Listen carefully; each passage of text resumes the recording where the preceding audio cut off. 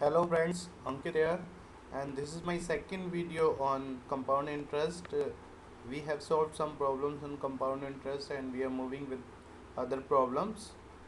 और यह वीडियो मैं हिंदी और इंग्लिश दोनों में बना रहा हूँ ताकि दोनों हिंदी एंड इंग्लिश मीडियम के विद्यार्थी इसको पढ़ सकें.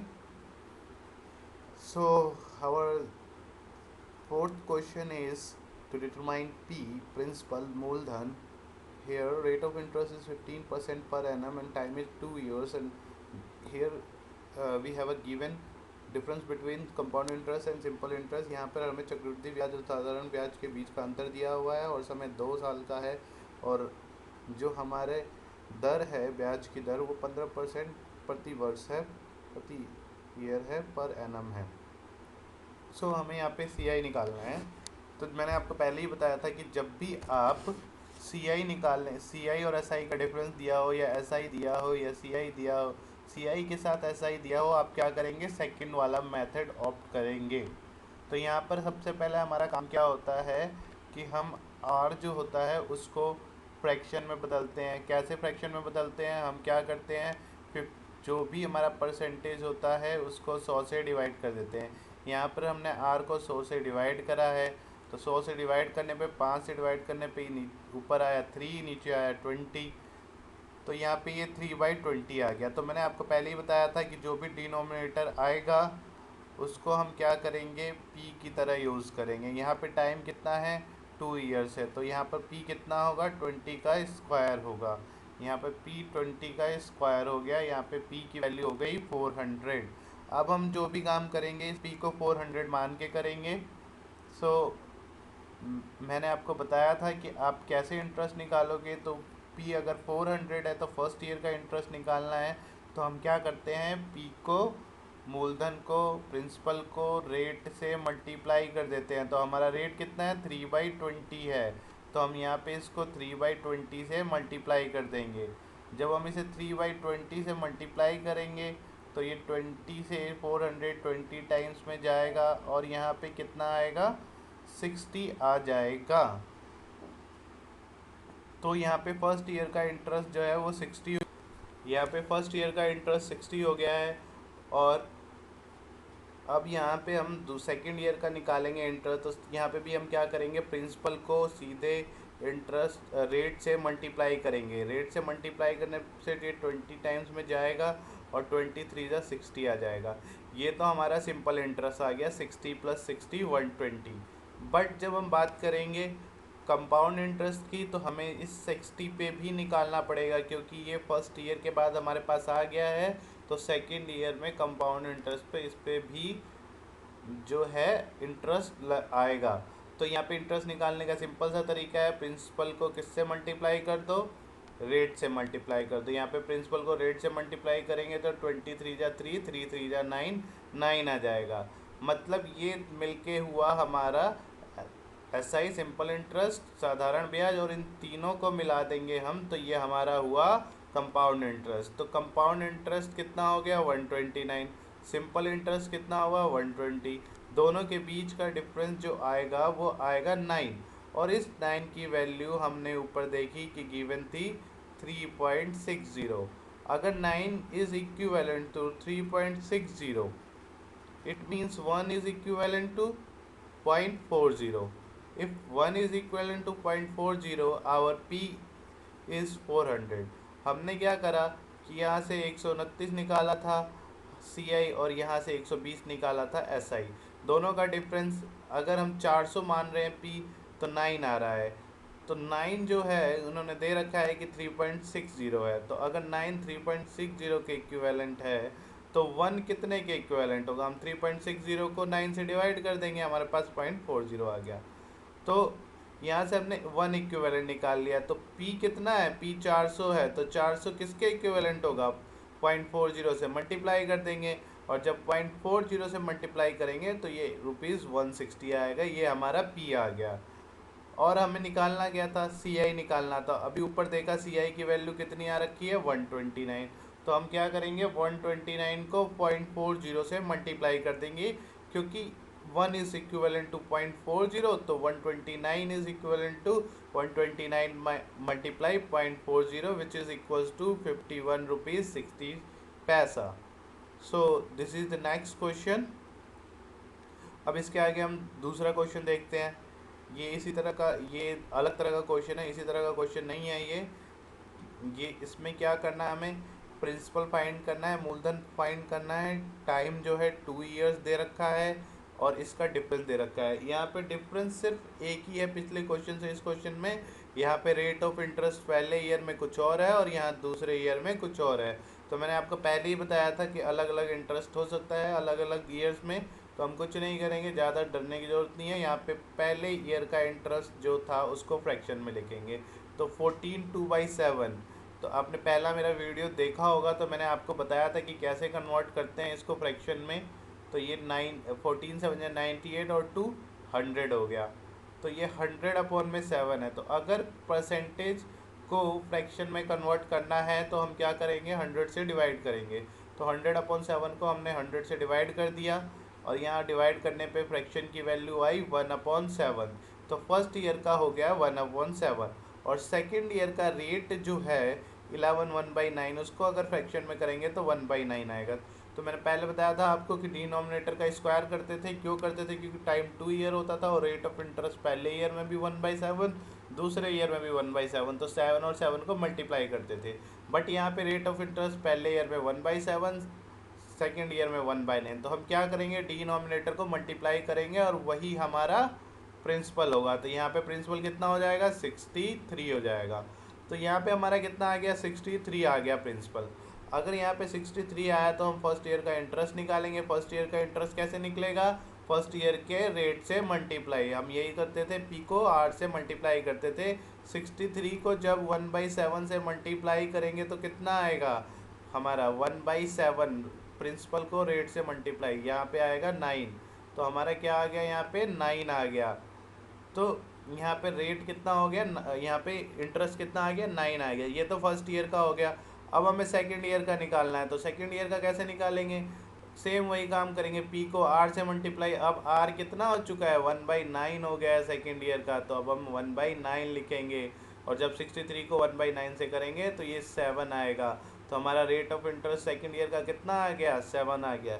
ये तो बात होगी हमारे सिंपल इंटरेस्ट की। सिंपल इंटरेस्ट का कितना आ गया, 16 आ गया।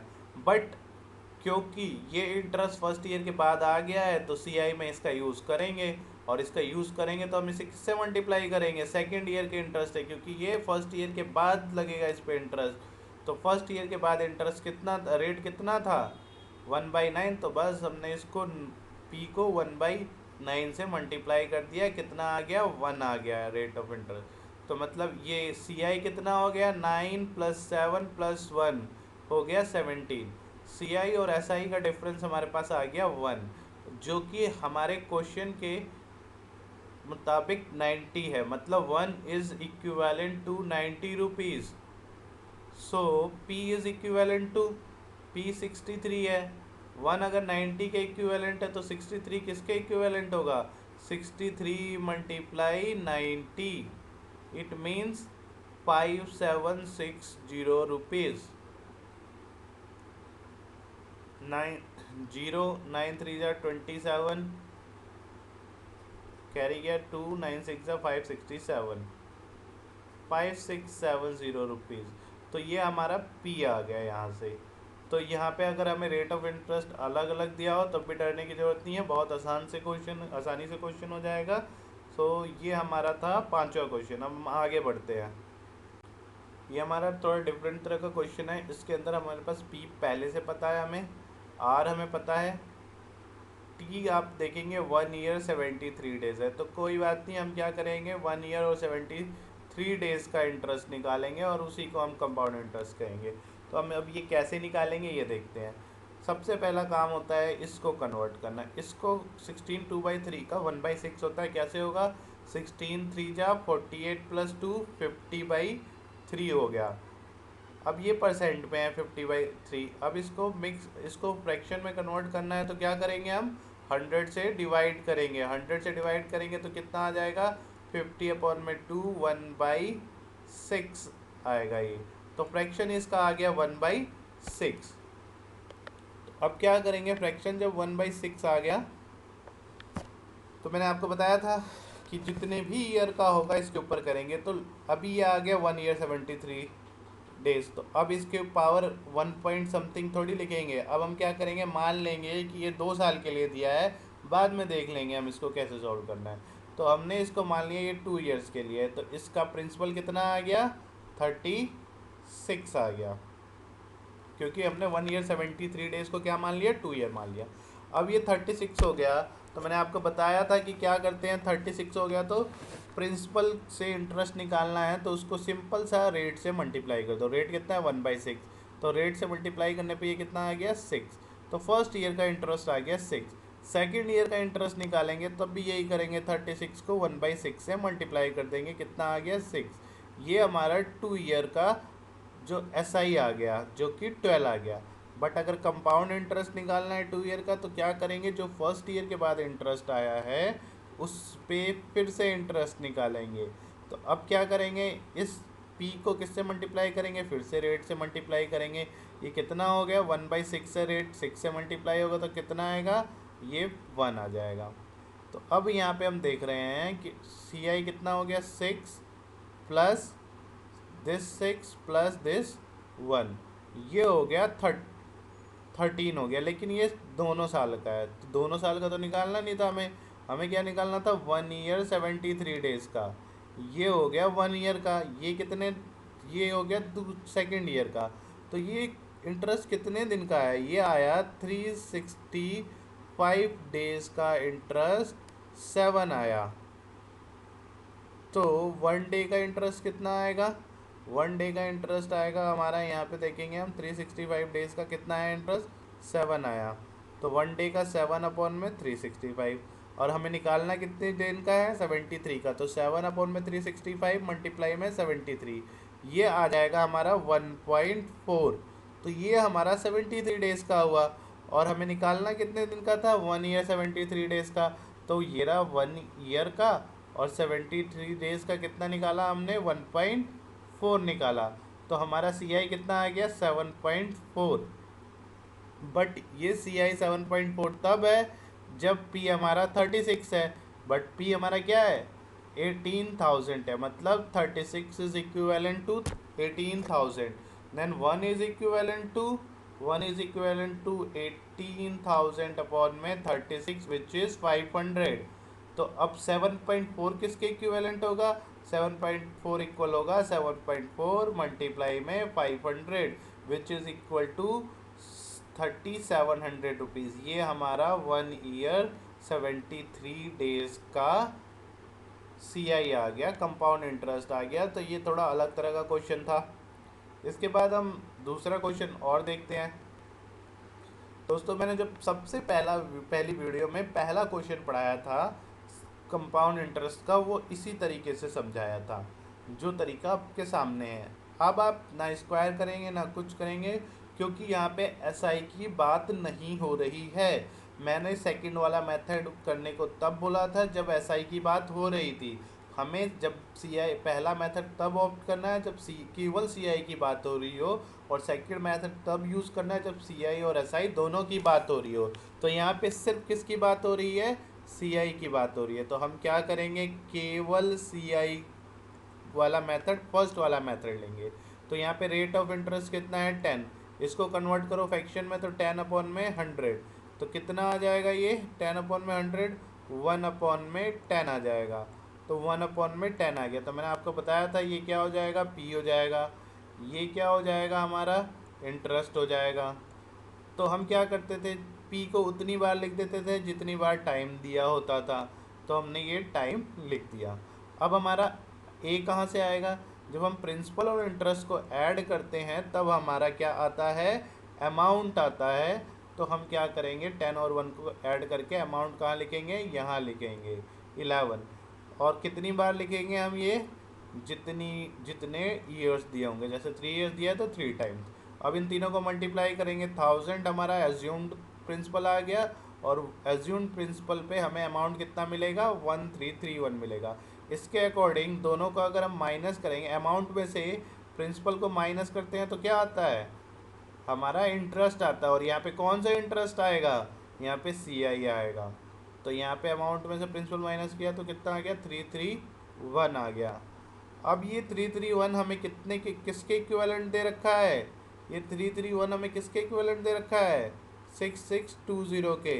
तो अगर 331 6620 के इक्विवेलेंट है तो 1 किसके इक्विवेलेंट होगा, 6620 अपॉन में 331, और ये से कितनी बार में कटेगा, 20 टाइम्स में कटेगा। तो 1 इज इक्विवेलेंट टू 20। तो हमारा प्रिंसिपल किसके इक्वल हो गया, अगर 120 के इक्विवेलेंट है तो 1000 किसके इक्विवेलेंट होगा, 1000 मल्टीप्लाई 20। तो हमारा यहाँ पे कितना आ गया प्रिंसिपल, 20,000। तो दोस्तों ये मेरा तीसरा वीडियो था, दूसरा वीडियो था। और इसके बाद हम करेंगे तीसरा और चौथा वीडियो करेंगे। टोटल कंपाउंड इंटरेस्ट में 5 वीडियो बनेंगे और आपका पूरा कंपाउंड इंटरेस्ट ख़त्म हो जाएगा। दोस्तों ये थोड़े लेंथी क्वेश्चंस भी हैं, बट इसके जो 4th वीडियो से स्टार्ट होंगे वो क्वेश्चंस लेंथी ज़रूर होंगे, लेकिन हम उन्हें बहुत छोटे तरीके से करेंगे। और अगर आपको ये वीडियो अच्छा लगा है तो प्लीज़ लाइक और सब्सक्राइब करिए चैनल को। मैथ्स के सारे सब टॉपिक्स पे वीडियो बनाने जा रहा हूँ, और आपको पसंद अगर आ रहे हैं वीडियो तो लाइक और सब्सक्राइब करिए ताकि आप बाकी के वीडियोस भी देख पाएँ। धन्यवाद।